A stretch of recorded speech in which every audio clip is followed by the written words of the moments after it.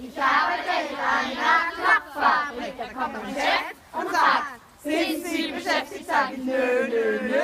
Dann nimm doch die rechte Hand dazu. Hallo, hallo, ich bin der Joe. Ich arbeite in einer Fabrik. Da kommt mein Chef und fragt, sind Sie beschäftigt? Sag ich, nö, nö, nö.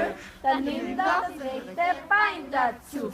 Hallo, hallo, ich bin der Joe. Ich arbeite in einer Knopffabrik. Da kommt mein Chef und fragt, sind Sie beschäftigt? Sag ich, nö, nö, nö.